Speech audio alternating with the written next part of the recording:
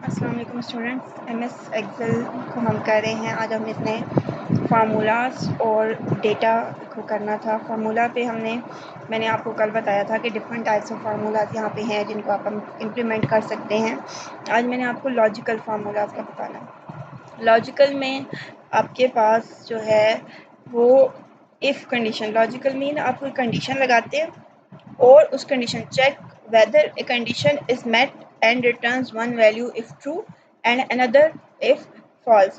अगर हमने कोई डिसीजन लेनी हो किसी वैल्यू की बेस पे कि एक वैल्यू हमारे पास, जैसे आपके रिजल्ट्स में पास और फेल होता है कि अगर किसी की परसेंटेज इतने से ज़्यादा है तो वो पास है, इतने से कम है तो वो फेल है। तो बजाय इसलिए कि वन बाय वन सारे स्टूडेंट्स को चेक करें, क्या कर सकते हैं हम उस पर फार्मूला लगा सकते हैं और वो फार्मूला चेक करता है कि उसकी वैल्यू उससे ज़्यादा है या कम है।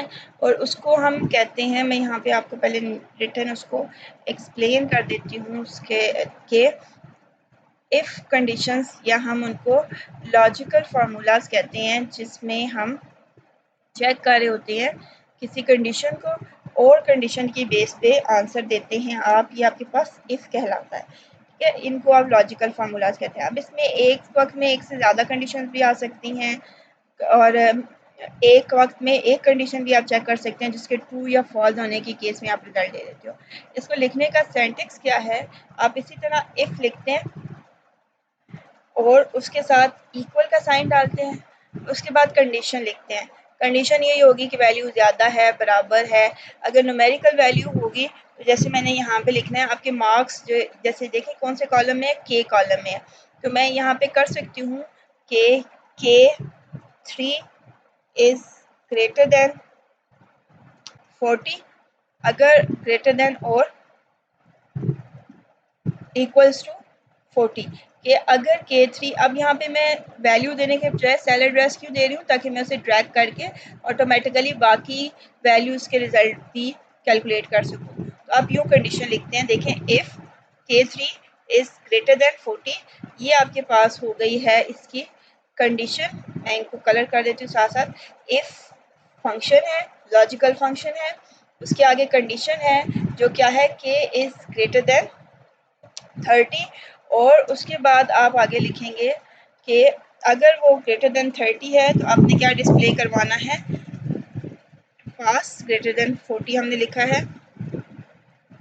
और अगर वो, अब देखें यहाँ पे सिंटैक्स को भी हमने इसमें भी, जैसे मैंने आपको बताया कि आपके पास सिंटैक्स होता है, लैंग्वेज आपने भी पढ़ी थी, इसी तरह यहाँ पे भी सिंटैक्स होता है, रूल होता है। तो आपने इसी तरह लिखना होता है इफ़, फिर स्टार्टिंग ब्रैकेट, फिर सेल का एड्रेस और कंडीशन। ये आप कंडीशन कुछ भी हो सकती है, equals to, greater than, less than, greater than equals to, less than equals to, not equals to. तो ये आप कोई भी कंडीशन दे देते हैं। अगर ये कंडीशन ट्रू होगी, मतलब मार्क्स 40 या 40 से ज़्यादा होंगे, तो वो सेल में ये वैल्यू एंटर कर देगा जो हमने क्या लिखी है, पास। और अगर ये वैल्यू नहीं होगी तो वो क्या एंटर कर देगा कि आपने, अगर कंडीशन फॉल्स हो गई है तो फिर क्या इंटर करवा देना है, फेल। ये देखें if K3 is greater than 40 then pass. और अगर ये फॉल्स हो जाएगी, 40 से ज़्यादा नंबर नहीं है उसके, तो फिर क्या करेगा, पास नहीं प्रिंट करवाएगा, इसे इग्नोर करके यहाँ पे आ जाएगा फेल पे। तो ये होता है इसका। अगर मैं इसी को, अगर मैं यहाँ पे इसके बजाय स्टेटमेंट लिखूँ तो ये कंडीशन लिखूँ तो ये आ जाती है कंडीशन, सेंटेक्स है इसका। और उसके बाद यहाँ पे आ जाती है ट्रू स्टेटमेंट। अगर ये कंडीशन ट्रू हो जाएगी तो ये वाली वैल्यू प्रिंट होगी, और अगर ये कंडीशन फॉल्स हो जाएगी तो यहाँ पे फॉल्स स्टेटमेंट आती है। ये इसका सेंटेक्स है बेसिकली। कंडीशन, अगर कंडीशन ट्रू हो जाती है तो ये वैल्यू, अगर कंडीशन फॉल्स हो जाती है तो इसको छोड़ के फॉल्स पे आ जाएगा। तो ट्रू या फॉल्स में से एक वक्त में कोई एक वैल्यू प्रिंट होगी। वो किस पे डिपेंड कर रहा है, कंडीशन पे। अगर कंडीशन ट्रू है तो ट्रू हो जाएगी, और अगर फॉल्स है तो ये। अब यहाँ पे जो आप कंडीशन देते हैं, जैसे मैंने यहाँ पे दी थी कि K3 is greater than equals to 40, अगर यहाँ पे आपके पास कोई टेक्स्ट वैल्यू है, न्यूमेरिक नहीं है, टेक्स्ट वैल्यू है, तो आप उसको इसी तरह डबल कोट्स के अंदर लिखते हैं, जैसे मैंने यहाँ पे लिखा, ठीक है। और यहाँ पे अगर आपके पास, मैं इसी को कॉपी करती हूँ ताकि आप लोगों को बता सकूँ इसके फर्दर डिफरेंसेस भी, कि अगर मेरे पास यहाँ पे कोई न्यूमेरिक वैल्यू नहीं है, मैं लिखना चाह रही हूँ उसको, if K3 is greater than 40, तो मैं यहाँ पे कोई नंबर देना चाह रही हूँ। अगर वो ग्रेटर देन 40 है तो उसे 1 नंबर दे दो, और अगर वो लेस देन है उसे क्या दे दो, 0 दे दो। तो जब आप न्यूमेरिक वैल्यू लिखते हैं तो तब ये डबल कोट्स नहीं आते। जब आपने टेक्स्ट वैल्यू देनी है कोई एक लेटर या एक से ज़्यादा, तो फिर आप क्या करते हैं, इसमें डबल कोट्स डालते हैं। ये इसका सिंटैक्स है, इसके रूल्स हैं जो हमें फॉलो करने होते हैं। अब आप देखेंगे कि इनका आंसर नहीं आ रहा यहाँ पे मेरे क्लिक करने के बावजूद, बिकॉज मैंने इसके साथ इक्वल का साइन नहीं लगाया। जब मैं इक्वल का साइन लगाऊंगी तो तब वो हमें आंसर देता है। इस फार्मूला को मैंने यहाँ पे इम्प्लीमेंट किया हुआ है। देखिए रिमार्क्स में कि स्टूडेंट पास है या फेल है, तो इसको मैंने यहाँ पे लिखा हुआ है, if equals to, if k is greater than equals to 40, comma double quote में pass, comma fail, condition true statement false statement. और मैं इनको, इसको मैं यहाँ से कट कर लेती हूँ और ये सारी वैल्यूज में डिलीट कर देती हूँ। अब मैंने इस पहले सेल में फार्मूला लिखना है, तो ये देखें मैंने ये फार्मूला इम्प्लीमेंट किया, किस वैल्यू पे इम्प्लीमेंट हुआ है, परसेंटेज की वैल्यू पे, वो देखें सिलेक्ट हो गई है। और जब मैं इसे इंटर करूँगी तो उसने उसका रिजल्ट दे दिया कि ये स्टूडेंट पास है। और अब मुझे हर जगह खुद देखने की ज़रूरत नहीं है, जैसे पहले हमने फार्मूला को किया था, मैं इसे ड्रैग एंड ड्रॉप करूँगी तो ये देखें सारे पास हैं। ये 39 लेस देन 40 था, तो इस पर उसने क्या दे दिया है कि ये फेल है। तो इस तरह से आप फार्मूला को अप्लाई कर सकते हैं। अगर मैं यहीं पे आपको चेंज करके दिखाऊं, जो 1 और 0 वाली एग्जांपल है, कि ये 1 है और यहाँ पे 0 आएगा। अब ये ब्रैकेट्स भी इंपॉर्टेंट होती हैं, जितनी ब्रैकेट्स आपने स्टार्ट की हैं उतनी ब्रैकेट्स आपको क्लोज करनी पड़ती हैं। यहाँ पे मैंने एक ही किया है तो वो एक ही आएगा। ये देखें ये पास था तो सारे पास को 1 से चेंज कर देगा और सारे फेल्स को 0 से। तो जहाँ पे फेल था वो कहाँ, वहाँ पे क्या आ गया, 0। तो न्यूमेरिक वैल्यू के लिए कोड्स नहीं है और दूसरी वैल्यू के लिए आपके पास कोड्स हैं। अच्छा, ये तो हो गया आपके पास एक कंडीशन। जब आपने एक कंडीशन लगाई थी तो आपने कैसे इसमें वैल्यूज़ को चेंज किया था। अब आपके पास नेक्स्ट ये आ जाता है कि अगर एक से ज़्यादा कंडीशंस हों, जैसे आप ग्रेड लगाते हैं, ग्रेड जब आपने असाइन करने होते हैं तो आप परसेंटेज को डिवाइड करते हैं। 80 से अबव वाले ए होंगे, 70 से अबव वाले बी होंगे, 60 से अबव वाले 60 से अबव वाले सी होंगे। तो इस तरह आपके पास क्या आ जाती है, एक से ज़्यादा कंडीशन आ जाती हैं जिनको आपने चेक करना होता है। तो उसमें आप इसी को मॉडिफाई कर सकते हैं।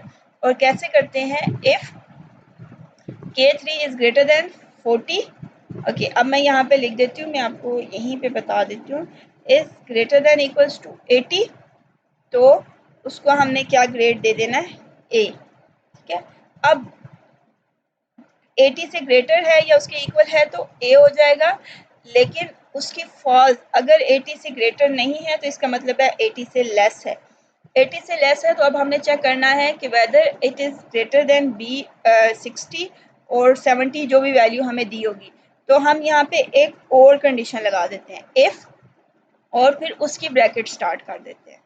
ठीक है, if K3 is greater than equals to, for example मैंने 60 लगाया था, 60 है तो मैं यहाँ पे दे दूंगी कि उसको क्या ग्रेड असाइन कर दो, बी। अगर 80 से बड़ा नहीं है तो दोबारा चेक करो यहाँ पे, ये आपके पास, मैं इसको कलर इसका चेंज कर देती हूँ। ये अब आपके पास दूसरी कंडीशन आ गई है। अब आप एक से ज़्यादा स्टेटमेंट लगा रहे हैं, कंडीशंस लगा रहे हैं इफ़ के साथ ही। If K3 is greater than 80 तो ए, अगर 80 से ग्रेटर नहीं है तो दोबारा चेक करो उसे। If K3 is greater then 60 तो बी, और अगर बी से ग्रेटर भी नहीं है, 60 से ग्रेटर भी नहीं है, मतलब 60 से कम है, तो हम यहाँ पे एक और कंडीशन भी लगा सकते हैं। इफ़, यहाँ पे हम लिख सकते हैं कि K3 is greater than equals to 40 तो हम उसको असाइन कर देते हैं सी ग्रेड, और हम दे देते हैं कि लास्ट में क्या आ जाएगा कि उसको दे दो एफ ग्रेड। ठीक है, अब मैं यहाँ पे बता दूँ आपको कि ये जो है आपके पास नेक्स्ट कंडीशन आ गई है। अब आप देखें, अगर 80 से ग्रेटर होगा तो ए असाइन हो जाएगा, बाकी सारे इग्नोर हो जाएंगे। अगर 80 से छोटा है तो फिर नेक्स्ट पे आ जाएगा, फिर चेक करेगा वो 60 से ग्रेटर है, 60 से ग्रेटर है तो बी दे देगा, अगर फॉल्स हो गया तो फिर इसके फॉल्स वाले पार्ट पे आ जाएगा। और उसमें एक और कंडीशन है कि if K3 is greater than equals to 40, check करो 60 से छोटा है इसलिए बी नहीं दिया, आगे आ गया। अगर 40 से भी 60 से छोटा लेकिन 40 से बड़ा है या 40 के इक्वल है तो उसे उन्होंने क्या साइन कर दिया, सी ग्रेड। और अगर सी ग्रेड भी नहीं है उसका, मतलब 40 से छोटी वैल्यू है जो कि हमने पास और फेल किया था, तो फिर क्या करो, उसे एफ ग्रेड दे दो। और अब इसके बाद एक और चीज़ कि यहाँ पे ये देखें, ये ब्लैक ब्रैकेट थी, उसके बाद ये ग्रीन ब्रैकेट स्टार्ट हुई है और फिर ब्लू ब्रैकेट जो है वो यहाँ पे आई है। तो आपने इन सारी ब्लैक ब्रैकेट्स को क्लोज करना है। 3 ब्रैकेट स्टार्ट की थी हमने, ब्लैक, फिर उसके बाद ग्रीन और फिर उसके बाद ब्लू। तो जो सबसे एंड पे आती है वो सबसे पहले क्लोज होती है। सबसे पहले ये वाली ब्रैकेट इसकी क्लोज होगी, फिर उसके बाद ग्रीन वाली ब्रैकेट क्लोज होगी और फिर सबसे एंड पे हमारे पास जो है ब्लैक वाली ब्रैकेट जो सबसे पहले हमने शुरू की थी वो क्लोज होगी, क्योंकि ये सारे इसके अंदर आते हैं। तो ये एरर जो आपके पास सम टाइम आ रही होती है, वो कहता है कि फार्मूले में एरर आ रही है, वो ब्रैकेट्स की आ रही होती है, या आपने कोमा नहीं लगाया, या यहाँ पे मैंने आपको बताया कि टेक्स्ट होगा तो डबल कोट्स आएंगे, नंबर्स होंगे तो डबल कोट्स नहीं आएंगे, कंडीशन, सेल एड्रेसेस ये आप यहाँ पे लगाते हैं। ये इसको आप मल्टीपल इफ कहते हैं, ये इफ एल्स कहते हैं। अगर ये है वरना एल्स, ये भी नहीं है तो एल्स। तो यहाँ पे मैंने 3 कंडीशंस लगाई हैं, आप 3 से ज़्यादा जितनी भी आपके पास कंडीशन हो जो गिवन होती हैं वो लगा सकते हैं। ये ग्रेड के फॉर्मूला में आप देखें, यहाँ पे हमारे पास, मैं इसको कट कर लेती हूँ और इन सारों को डिलीट करके आपको इम्प्लीमेंट करना दिखाती हूँ। यहीं पे मैंने इसको इनलार्ज कर लिया है थोड़ा सा, मैंने ये पहला सेल सेलेक्ट किया है और यहाँ पे मैंने फार्मूला लगा दिया है। अब फार्मूला क्या है कि if K3 is greater than equals to 90 तो A1, अगर ये फॉल्स है, ग्रेटर देन 90 नहीं है तो फिर चेक करो 80 A, अगर 80 भी नहीं है तो चेक करो ग्रेटर देन 60 है तो B दे दो, अगर 6 B से ग्रेटर नहीं है तो डायरेक्ट मैंने उसे C कर दिया। अब इससे आगे और भी जा सकते हैं कि 40 चेक करो और फिर C दे दो और फिर उसके बाद जितने भी हैं उनको F दे दो। जब आप इसको लिख के, अब ये फार्मूला में कैसे कन्वर्ट हुआ है, इसके साथ इक्वल का साइन आ गया है, तो आप इससे इंटर करेंगे तो वो देखें उसने इसको सी ग्रेड दे दिया क्योंकि ये 60 से लेस था। और जब आप इसे ट्रैक करेंगे तो वो वैल्यूज़ के अकॉर्डिंग, ये देखें 80 से अबव था तो ए आ गया, 60 से अबव था तो बी आ गया। तो इन वैल्यूज़ के अकॉर्डिंग वो इन फार्मूलाज को, इन वैल्यूज़ को देखें ग्रेड असाइन कर देगा। तो हमारा काम आसान हो जाता है कि हम एक दफ़ा फार्मूला लगाते हैं और उसके बाद हम क्या करते हैं कि सिंपली उसको ड्रैग एंड ड्रॉप कर देते हैं, और ड्रैग एंड ड्रॉप करने से हमारे पास उसका आंसर सारे में कॉपी हो जाता है। और क्योंकि हम यहाँ पे रिलेटिव रेफरेंसिंग यूज़ कर रहे होते हैं तो वो ऑटोमेटिकली हर वैल्यू जिस भी रो में कैलकुलेट करता है उसके अकॉर्डिंग वैल्यू को भी एडजस्ट कर लेता है। तो यहाँ तक आई होप कि आपको समझ आ गई होगी। इसमें किसी को कोई प्रॉब्लम हो तो पूछ सकते हैं। और ये एक सिंपल एग्जांपल थी, आपके पेपर में प्रैक्टिकल में इस तरह का भी आ सकता है कि जिसमें आपने ग्रेड लगाने हों और आपके पास 2-3 चीज़ें मोस्टली रिपीट होती हैं। एक ये रिजल्ट बनाने वाली, जिसमें मैंने आपको बता दिया, इसमें इंपॉर्टेंट जो डिफ़िकल्ट काम होता है वो रिमार्क्स या ग्रेड कैलकुलेट करने वाला ही होता है, जिसमें आपने इफ़ का फार्मूला लगाना है। और इसमें कंडीशन दी होती हैं कि 90 से ग्रेटर होगा तो क्या देना है, 50 से ग्रेटर, 80 से ग्रेटर। आपने सिर्फ उनको इस फार्मूला के अकॉर्डिंग, इसके जो रूल्स हैं उनके अकॉर्डिंग आपने इसको इस तरह से लिखना होता है। और वो मैंने आपको यहाँ पे बता दिए हैं कि आप क्या लिखते हैं। पहले इफ़ लिखते हैं, फिर कंडीशन, फिर ट्रू स्टेटमेंट और फिर फॉल्स स्टेटमेंट। और अगर फॉल्स में और कंडीशन देनी है कि एक से ज़्यादा है, तो फिर आप ट्रू स्टेटमेंट के बाद फॉल्स की जगह क्या लिख देते हैं, एक नई कंडीशन लिख देते हैं कि अगर ये गलत हो गया तो फिर दूसरी कंडीशन चेक कर लो, अगर वो भी गलत हो गई है तो फिर इसकी दूसरी कंडीशन, तीसरी या चौथी, जितनी भी कंडीशन हैं वो आप चेक कर सकते हैं। तो ये आपके पास है practical related to generating a result. तो ये मैंने रिज़ल्ट बनाने का आपको एक पूरा मेथड बता दिया यहाँ पे कि अगर आपके पास इस तरह का प्रैक्टिकल हो तो आप उस पर कैसे इम्प्लीमेंट कर सकते हैं अपने रिज़ल्ट को, कि आपने पहले उसमें उनके नेम, रोल नंबर, डेटा कैसे इंटर किया, फिर आपने टोटल मार्क्स के लिए सिंपल फार्मूला लगाया था प्लस करने का, और फिर आपने उसके बाद क्या किया था, प्लस करने के बाद आपने उस पे परसेंटेज निकाली थी, परसेंटेज का फार्मूला भी सिंपल हमने लगा दिया था, और उसके बाद हमने क्या किया, रिमार्क्स और ग्रेड जो हैं, पास फेल के रिमार्क्स या ग्रेड जो है वो हमने इफ़ कंडीशन से लगा दिया। तो ये टोटली रिजल्ट बनाने वाला प्रैक्टिकल तकरीबन इतना ही होता है, जिसमें उन्होंने आपको बहुत सारी चीज़ें बताई होती हैं और वो बताते हैं परसेंटेज कैसे कैलकुलेट करनी है, टोटल मार्क्स कैसे कैलकुलेट करने हैं, रिमार्क्स में कितने वाले पास होंगे, कौन से वाले फेल होंगे, ए ग्रेड किसको मिलेगा, बी किसको मिलेगा। आपने सिर्फ उनको फार्मूला के अकॉर्डिंग, यहाँ पे आपको फार्मूला पता होना चाहिए रिमार्क्स और ग्रेड का, जो आपने ये कंडीशंस इफ़ की पढ़ी हैं। अदरवाइज ऑब्टेन्ड और टोटल मार्क्स तो आप लोगों को पता है कि हम कैसे प्लस करके कैलकुलेट कर लेते हैं, ये ऑलमोस्ट सारे स्टूडेंट्स को पता है। अच्छा, अब इसके बाद मैंने आप लोगों को बताना था कि आपके पास, हमारे पास डेटा है, डेटा में जो इम्पोर्टेंट चीज़ें जो कल मैंने आपको कही थी, उसमें सबसे पहले जो है वो आपके पास आ जाता है रिमूव डुप्लीकेट्स। अगर आपके पास कोई ऐसा कॉलम है जिसमें सेम वैल्यूज़ बार बार रिपीट हो रही हैं और आपको उसमें सिर्फ यूनिक वैल्यूज़ चाहिए, जो रिपीटेड वैल्यूज़ हैं वो आपने डिलीट करनी है। जैसे मैं आपको यहाँ पे ग्रेड पे ये इम्प्लीमेंट करके बताती हूँ।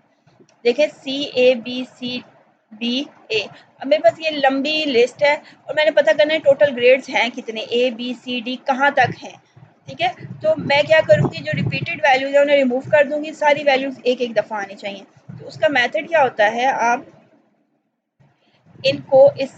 इन सेल्स को सिलेक्ट करते हैं या पूरे कॉलम को आप यहाँ से सिलेक्ट कर लेते हैं जो भी आपको रिक्वायर्ड हो, और यहाँ से आप कर देते हैं रिमूव डुप्लीकेट।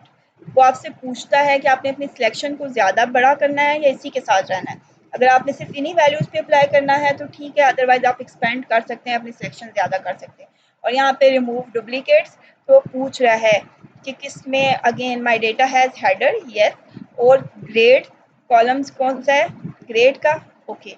अब आप देखें मैंने इसे किया तो उसने कहा 5 डुप्लीकेट वैल्यूज फाइंड, कि 5 जगह पे रेपिटेशन थी और 3 यूनिक वैल्यूज है, 3 यूनिक वैल्यूज रिमेन। मैंने ओके किया तो उसने देखें C, A और B जो पहले पहले वैल्यूज थी उनको रख लिया और बाकी जितनी वैल्यूज जो रिपीटेड थी उन सारों को डिलीट कर दिया। तो आप यहाँ से रिमूव डुप्लीकेट करके डुप्लीकेटेड वैल्यूज को रिमूव कर सकते हैं। अच्छा, इसके बाद आपके पास एक और चीज़ आ जाती है इसमें, डेटा वैलिडेशन, ठीक है।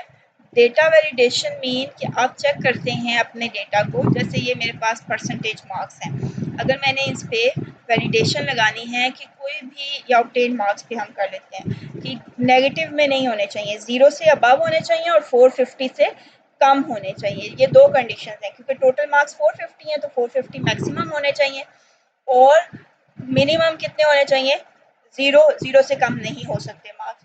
तो हमने अगर ये चेक करना है कि टाइपिंग करते हुए हमसे कहीं मिस्टेक तो नहीं होगी, हमने कहीं गलती से 450 से ज़्यादा या 0 से कम तो नहीं डाल दिए, तो आप यहाँ पे डेटा वैलिडेशन अप्लाई कर सकते हैं।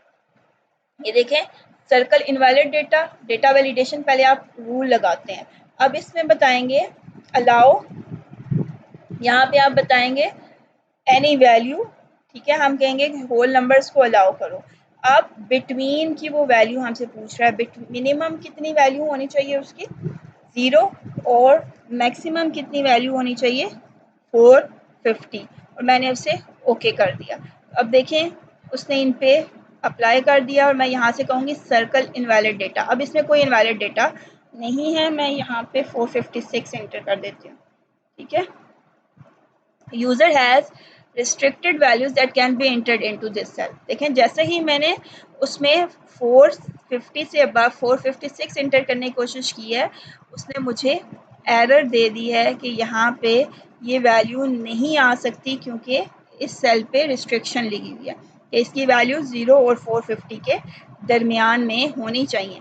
तो इस तरह से हम पहले रूल लगा सकते हैं कि जो वैल्यू हमारा डेटा है उस पर अब यूज़र जब इंटर करने लगेगा और उसको मैसेज आ जाएगा कि ये वैल्यू गलत है, इसमें ये वैल्यू नहीं आ सकती, तो ऑटोमेटिकली वो उसको करेक्ट कर देगा दोबारा से रीचेक करके। तो इस तरह से हमारा डेटा एक्यूरेट रहता है। ठीक है, ओके। इसके बाद आपके पास है जो तीसरी चीज़ आपके लिए इम्पॉर्टेंट है यहाँ पे, वो है आपके पास टेक्स्ट टू कॉलम्स।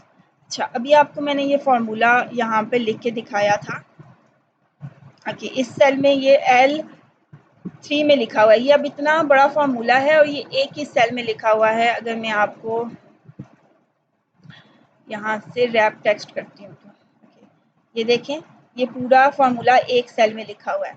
अब मैं चाहती हूँ कि मैंने इसे एक्सप्लेन करना है, तो ये पहली कंडीशन एक सेल में आए, दूसरी कंडीशन दूसरे सेल में आए, तीसरी कंडीशन तीसरे सेल में आए, और ये जो फेल वाली वैल्यू है वो अलग आए। हमारे पास सम टाइम ऐसा होता है कि हम टेक्स्ट वैल्यू लेते हैं और उसको हम कहते हैं कॉलम्स में डिवाइड कर दें, तो हम यहाँ से डेटा में जाके उसको कॉलम्स में डिवाइड कर सकते हैं। ये देखें, लिखा हुआ है टेक्स्ट टू कॉलम। हम इस एक टेक्स्ट को, एक लाइन को डिफरेंट कॉलम्स में डिवाइड कर सकते हैं। उसका मेथड क्या, आप इस पर क्लिक करेंगे, वो देखें उसमें उन्होंने बताया हुआ है। पूछ रहा है कि आपने करेक्टर्स की लेंथ बतानी है कि 10 करेक्टर एक कॉलम में आने चाहिए, तो वो यहाँ से 10 करेक्टर एक में लेगा, बाकियों को आगे ले जाएगा। या आपने डिलिमिटेड बताना है, ये डिलिमिटेड ज़्यादा यूज़ होता है। इसमें आप बताते हैं कि जहाँ पे कोई ये एक स्पेशल सिंबल आएगा वहाँ से कॉलम को सेपरेट कर देना, अलग कॉलम बना देना। मैं इसे नेक्स्ट करती हूँ और मैंने कॉमा लगाया हुआ है दरमियान में, मैंने उसे कॉमा की बेस पे अलग कर दिया। अब आपको नीचे प्रीव्यू में भी नज़र आ रहा है, यहाँ पे मेरा पहला कॉमा था, यहाँ पे एक कॉलम ख़त्म हो जाएगा, उसके बाद ए आना चाहिए कि जो ग्रेटर देन 80 है वो ए, फिर कॉमा था, वहाँ पे दूसरी कंडीशन, फिर कॉमा था, तो उसने कॉमा की बेस पे सारे कॉलम्स को, मैं इसे नेक्स्ट करती हूँ और मैं इसे फिनिश कर देती हूँ। अब आप देखेंगे कि आपके पास जितने भी कॉलम्स थे, लार्ज इट, जो एक वैल्यू थी A3 ग्रेटर देन 80, इसके बाद कॉमा था तो उसे नेक्स्ट पे ले गया, ए के बाद फिर कॉमा था तो उसे नेक्स्ट पे ले गया, इसके बाद फिर कॉमा था, उसने अब एक टेक्स्ट सेल को, कॉलम को मल्टीपल कॉलम्स में डिवाइड कर दिया। अगर आपके पास इस तरह टेक्स्ट में डेटा हो एक ही कॉलम में और आपने उसका टेबल बनाने हो, उनको सेपरेट करना हो, तो आप यहाँ से टेक्स्ट टू कॉलम कर सकते हैं। बस आपको पता होना चाहिए कि आपने किस पोजीशन पे जाकर उन्हें सेपरेट करना है। मुझे यहाँ पे कंफर्म था कि जहाँ पे कॉमा आता है, जहाँ जहाँ पे कॉमा आता है उन सबको, उससे आगे वाली वैल्यूज़ को अलग करते जाना है, कॉलम में डिवाइड करते जाना है। तो ये आपके पास होता है, इसको आप बोलते हैं टेक्स्ट टू कॉलम। आप एक टेक्स्ट को डिफरेंट कॉलम्स में डिवाइड कर सकते हैं। ओके, इसके बाद आपके पास है फ्लैश फिल। ओके, अगर मुझे यहाँ पे कुछ वैल्यूज़ को फिल करना है जो कि कोई स्पेशल रिजल्ट शो कर रही हैं, तो मैं उनको यहाँ पे देखें फ्लैश फिल कर सकती हूँ।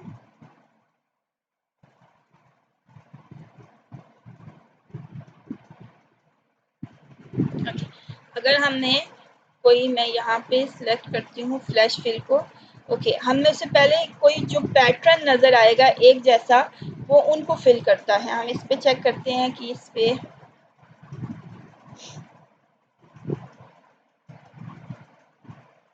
अच्छा ठीक है, मैं आपको बता देती हूँ कि कैसे है कि हमने जिस पैटर्न को फॉलो करना है। जैसे मेरे पास यहाँ पे 50, मैंने 50 को सिलेक्ट कर लिया है और मैं देखना चाहती हूँ कि कौन कौन सी वैल्यूज़ 50 में हैं, ये इस पैटर्न पे हैं। यहाँ पे उसको इसके नज़दीक, we looked at all the data next to your selection and did not see a pattern filling in values for you. जैसे यहाँ पे ऐसा कोई पैटर्न नज़र नहीं आ रहा।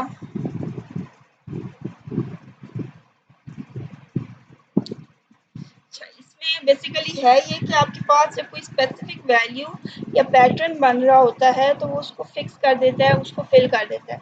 अब यहाँ पे क्योंकि हमारे इस डेटा में कोई पैटर्न नहीं उसे नज़र आ रहा, तो इसलिए वो उसको फिल नहीं कर पा रहा।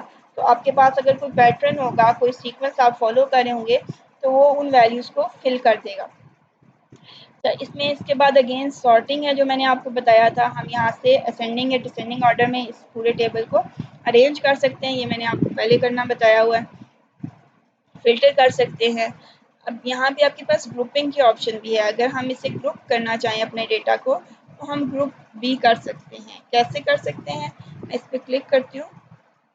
हमने रो वाइज करना है या कॉलम वाइज, हम कॉलम वाइज कर देते हैं, ओके कर देते हैं। कि अभी हमारा ये सेल सिलेक्टेड था, मैं अपने ग्रेड के कॉलम को सिलेक्ट करके इसको ग्रुप कर दूं कॉलम वाइज।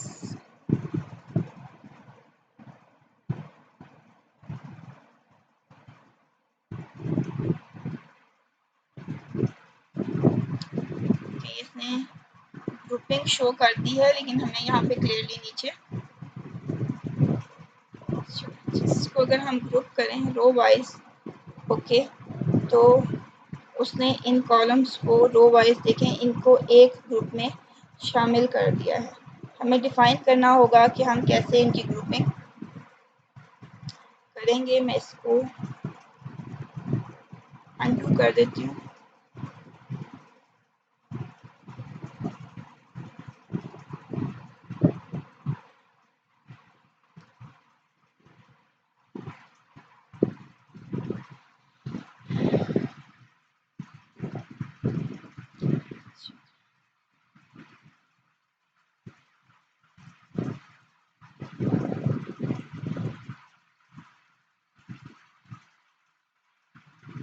चलिए, इस ग्रुपिंग को मैं प्रैक्टिकली करके खुद इम्प्लीमेंट तो फिर आपको दिखाऊंगी।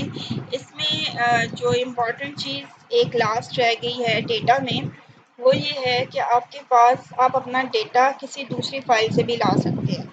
एक्सेस की फाइल से भी, जो आपने पहले पढ़ा है, और टेक्स्ट फाइल, ये दोनों मोस्टली यूज़ हो रही होती हैं। तो आप क्या करते हैं, अगर आपने, मैं यहाँ पे एक नई स्प्रेडशीट बनाती हूँ और मैंने इसमें टेक्स्ट फाइल से डेटा लेके आना है। आप यहाँ पे फ्रॉम टेक्स्ट करेंगे, वो आपसे पूछेगा कौन सी टेक्स्ट फाइल। मैं डेस्कटॉप पे चेक करती हूँ मेरे पास अगर कोई टेक्स्ट फाइल मौजूद हो। देखिए VB8 पैक कुछ है मेरे पास, मैं इसको इंपोर्ट करती हूँ।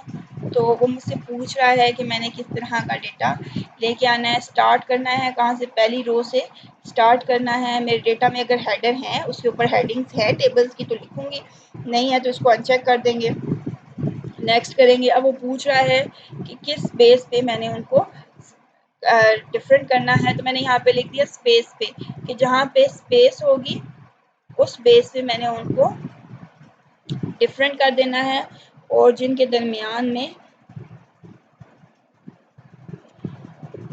डैश आ रहा है उस स्पेस पे मैंने उन्हें, मैं एक से ज़्यादा भी बता सकती हूँ कि जहाँ पे स्पेस है उस वर्ड्स को अलग अलग कर दो, जो भी मैंने आपको टेक्स्ट टू कॉलम बताया था। अच्छा, ऐसा करते हैं कि मैं पहले इसको इसके बगैर करती हूँ, नेक्स्ट करके इसको फिनिश कर देती हूँ और ओके कर देती हूँ। अब आपको नज़र आएगा कि उसने एक ही कॉलम में सारे डेटा को रीड कर दिया है, लाइंस, हर लाइन को एक रो बना दिया है, ठीक है। अब ये एक रो है, ये दूसरी रो है, ये तीसरी रो है, लेकिन डेटा एक ही कॉलम में आया है। अब अगर मुझे इसे कन्वर्ट करना है, तो एक तो मेथड यही था, मैं जब इसे लेके आ रही थी तब कर देती, और दूसरा भी मैंने आपको बताया था टेक्स्ट टू कॉलम का। तो आप इस पर क्लिक करें, डिलिमिट करें। यहाँ पे हमने बता दिया है इसको, एक तो स्पेस होगी, और दूसरा मैंने इसे बता दिया कि जिनके दरमियान में डैश आ रही है उनको अलग अलग कर दो, नेक्स्ट और फिनिश। अब आप देखेंगे कि उसने वन विजुअल स्टूडियो, जिन जिन वर्ड्स के दरमियान में स्पेस थी उन्हें अलग अलग कर दिया, जिन जिन के दरमियान में डैश थी उन सबको भी अलग अलग करके कॉलम बना दिया है। तो इस तरह से आप किसी दूसरी फाइल से डेटा ला के उसको भी चेंज कर सकते हैं। तो ये आज का हमारा प्रैक्टिकल था जो हमने किया है। कल इंशाल्लाह नेक्स्ट लेक्चर में मैं आपको इसे as a complete practical attempt करना सिखाऊंगी। ये मैंने एक प्रैक्टिकल बनाया हुआ है। आपके पास मोस्टली जो आते हैं ये जैसे रिजल्ट शीट कैलकुलेट करना आ गया, बिल कैलकुलेट करना आ गया, या एम्प्लॉयज़ की सैलरी शीट कैलकुलेट करना आ गया। उसमें यही होता है कि आपके पास या तो प्लस माइनस मल्टीप्लिकेशन के फार्मूलाज लग रहे होते हैं, वो दिए होते हैं ज़्यादातर, और इफ़ की कंडीशंस के फार्मूलाज लग रहे होते हैं। तो आज आपने सिंपल यहाँ पे पढ़ा है इफ़ की कंडीशंस को, कल हम बिल पे इनको दोबारा इम्प्लीमेंट करेंगे तो आपको क्लियर हो जाएगा। और कल इंशाल्लाह आपका ये लास्ट लेक्चर होगा, ऑनलाइन लेक्चर भी लास्ट होगा और एक्सेल का भी लास्ट, जिसमें हम एक प्रैक्टिकल सॉल्व करेंगे जिस तरह हमने वर्ड के एंड पे किया था। ओके, अल्लाह हाफ़िज़।